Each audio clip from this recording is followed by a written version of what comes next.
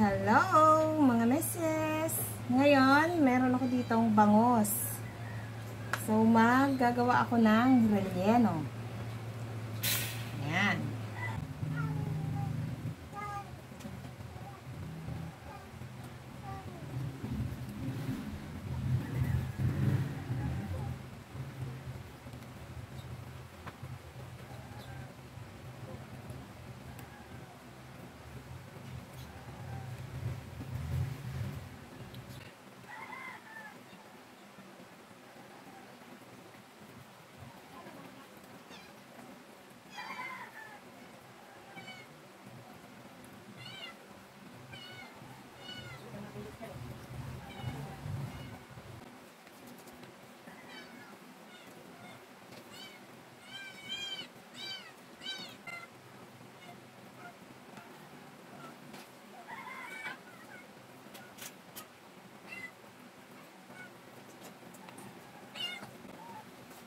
So, ayan, naalis ko na.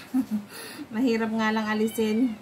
Ito, ilalaga naman natin at ating tatanggalan ng tinik. So, mamaya, ipapakita ko na lang sa inyo kapag naalisan ko na ng tinik. At ito namang ating pinag-alisan ng bangos, ng laman, itong balat, atin namang imamarinate sa kalamansi at toyo. Ayan. So guys, ito na yung ating ingredients ng rellenong bangos. Nandito na yung balat na ating minarinade. Nahimay ko na rin yung laman ng bangos. So meron tayong carrots, yung ating green peas, sibuyas, bawang, asin. Meron tayong egg mamaya para makumbine natin siya lahat. Yung ating paminta. Gagamit din tayo ng mantika para sa paggisa at yung ating oyster sauce. So, tara, luto na tayo. So, yan, lagay tayo ng mantika. Lagay natin itong ating sibuyas. Itong ating bawang.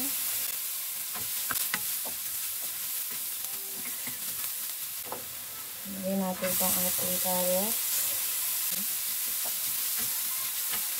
At ilagay naman natin itong ating hinimay na laman ng bangos.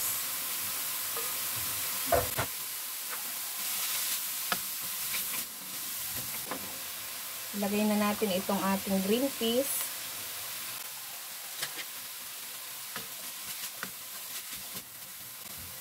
At ating timplahan.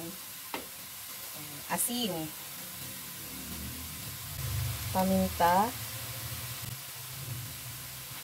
At itong ating oyster sauce.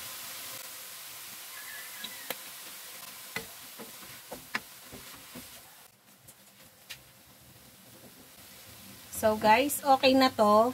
Palalamigin na lang natin ito. Ito na yung ating nilutong laman ng bangos.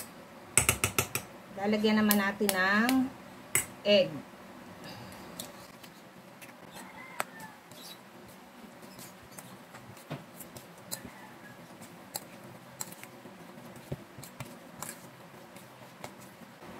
So, yan. Pagkatapos, ilalagay naman natin dito sa loob ng bangos. Yan. Papalaman laang natin ito.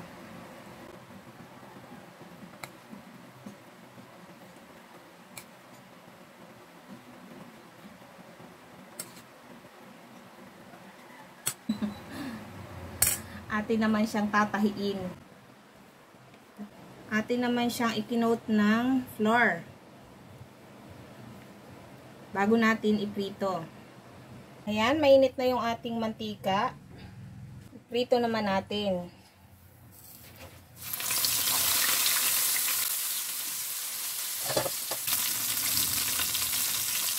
So, ayan, balik na rin naman natin.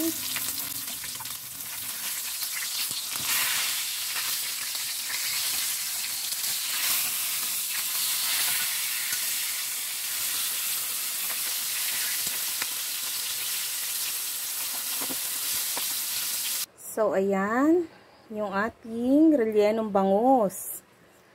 So, ayan guys. Thank you for watching.